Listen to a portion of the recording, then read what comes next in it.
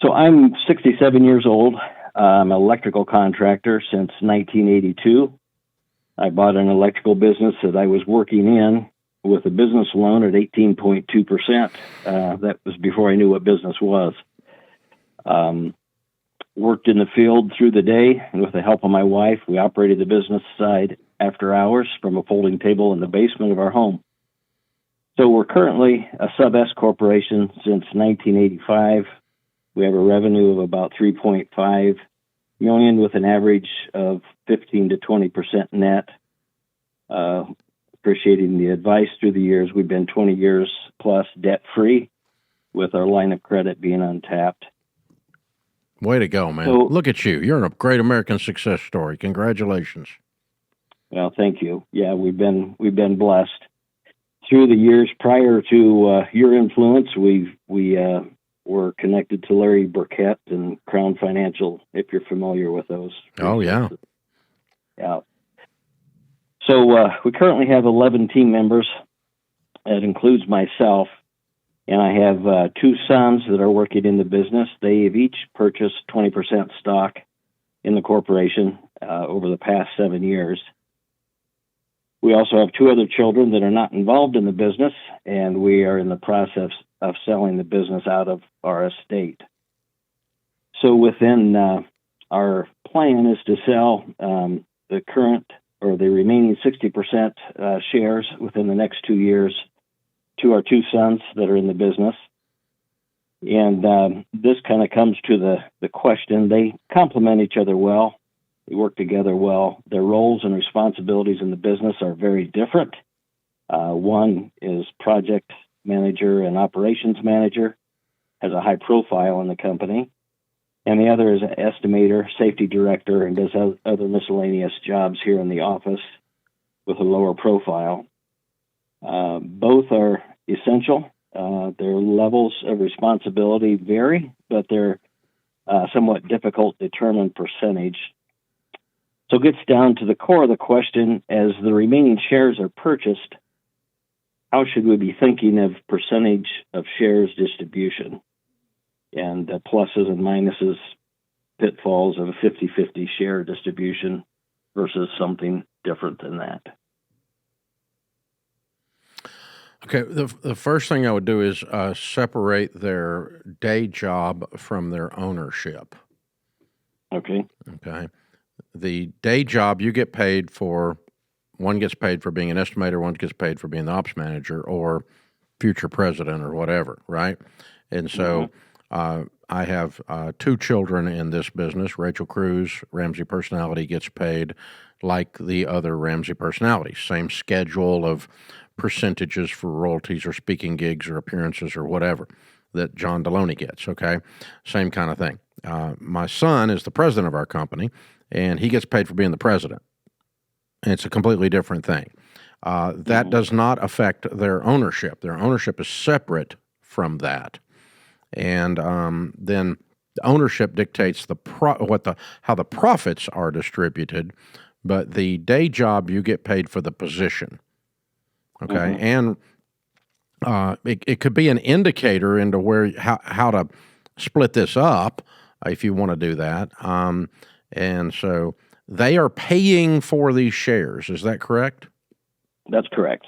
Okay, so then that money is going to go into your all's assets, which becomes part of your estate that will be split among your children upon the death of both of you, I assume.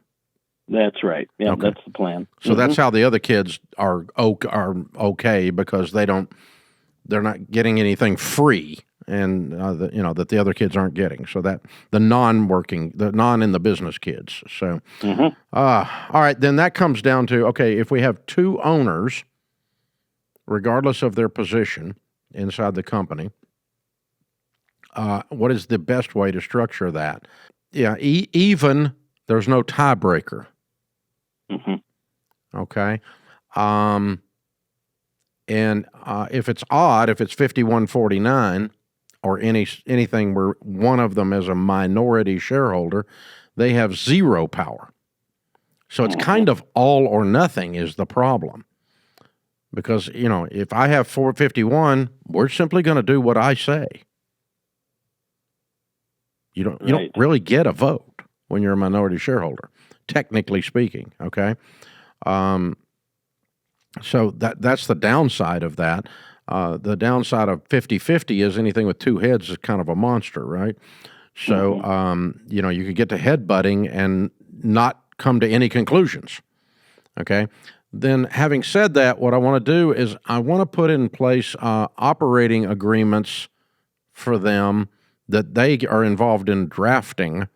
And I want to say, okay, the owners are not involved as owners in the day-to-day operation.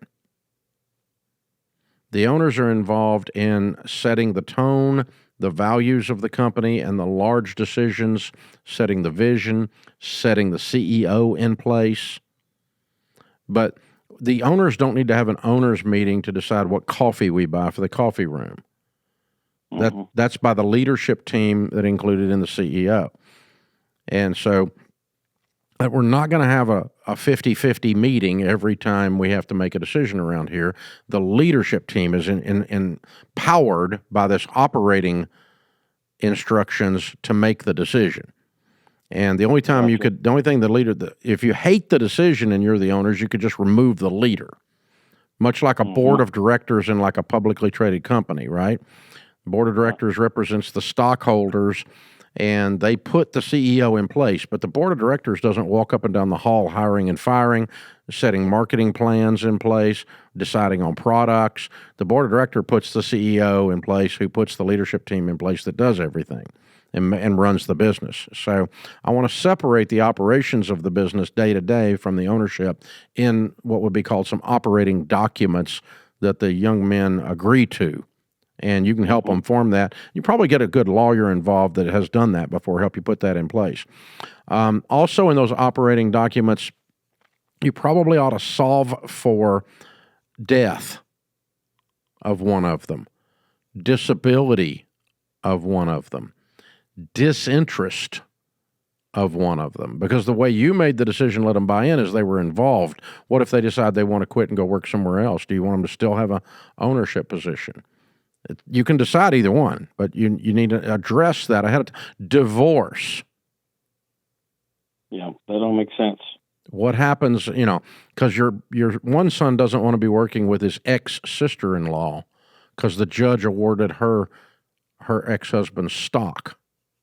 And so you need operating agreements that address I call them the Ds. And it's usually when I'm addressing partnerships, and that's kind of what we're getting into here, but it's divorce, disinterest, drug use, disability, death. All of these bad things that happen have a D on them for some reason. And so, if I talked to a young man earlier today, his partner just didn't want to work. That's disinterest, right? So I would write all of that out in the operating agreements, and we agree to that ahead of time. And in this instance, I would have to buy you out, or you'd have to buy me out. In this instance, we do this, and and so, if it's in the event of death, what happens? You could do buy-sell agreements on that. That life insurance is provided to son A to buy out son B's estate in the event that son B died. And that kind of stuff. So that's the way you keep this from, if you leave it vague and it's 50-50, it's going to be a freaking fight. And that was another question I had. I hear often of your sinking partnerships. Yeah. How would a 50-50 stock split be different? Not. The only difference is it's a succession plan. We didn't open up the business as a partnership. So in my case, I've got 3 owners, all 3 Ramsey Gen 2 will be the 3.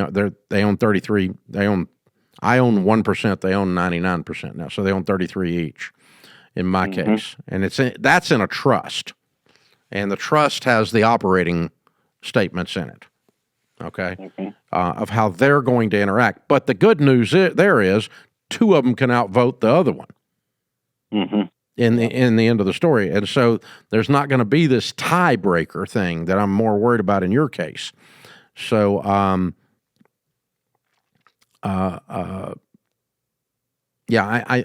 I think I want to address all of that. And what that makes us do is it makes us clarify what the roles are.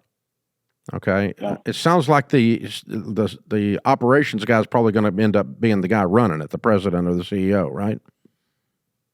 We'll see how that comes together, but he has the larger role at this point. Yeah, and probably more of the aptitude. It sounds like. Yeah. Yeah, which kind of leads into we are, according to the assessment that we took on our stage of business, we're at a peak performer and entering the legacy phase. Sounds like you are. I agree. Yeah, and then what our goal is to transition 2 years within the next 2 years from Dad as the general manager CEO to the two sons who are vice presidents. Mm-hmm. Mm-hmm. And would you have any suggestions as far as transferring leadership roles or hierarchy? We feel like we've got, a window of time here to work on that. But just wondering if you would have some advice there. Yeah, it's independent from the other discussion. You can keep 100% ownership, or you can keep 60% ownership and still do that transfer of power. And it might actually be cleaner. Mm-hmm. Do that first and then do the other, or do the other one first and then do the. But I think you got to get your leadership team in place before you transfer the rest of the stock over. So it sounds like that's a really good thing to do. The biggest thing is that the team believes, based on the actual actions of the individuals involved, that they can do the job. Mm-hmm. So, like when my son Daniel moved in the president's role, I was talking to my friend Dan Cathy at Chick-fil-A, and we've talked about succession a lot over the years because they've got a great model at Chick-fil-A as well. And he said, was Daniel elected in the boardroom or on the elevator? Mm-hmm. Meaning, does the team think he can do this? Would the team have voted for Daniel to be moved in? And I went, 100% on the elevator. And then the operating board decided it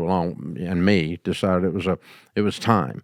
And that's proven to be true. That's 3 years ago.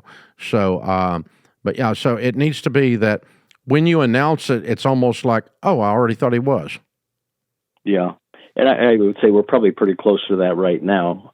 I've been somewhat pulling back a bit, through the last couple of years. Yeah. And so I think that would be the team sees it coming, even though you haven't necessarily announced it with trumpets, right? Yeah. But I would start announcing it with trumpets and go, this is where we're headed. This is what we're going to do. And probably going to see some changes moving in this way. And you start to let the vendors know, some of the customers know, and, lots of communication around it. And then and he is proving himself in that role daily, his competence, to where everyone's going, this is good. He may actually be better than the old man, which is actually what they're saying around here too, but whoever that may be, I hope they are. Yeah. Yeah. And then, and then in light of that, I don't want to create another treadmill, and so that's kind of why we're wanting to give this some pre-thought to where, we're seem to be in a good place at this point. You're very wise. Every question you've asked is dead on. I think you've really got this dialed in, and all we're doing here is clarifying a bunch of details. You've got the big rocks. You know what to do, and and you've got the right order on things. And now you just got to talk through, the operating stuff, the feelings around it. But every bit of the structure that you've outlined is very good. I like it, every bit of it. I think I see how you've grown a $3.5 million company off a card table in your living room. Way to go. You're impressive, Dan. Well done, sir.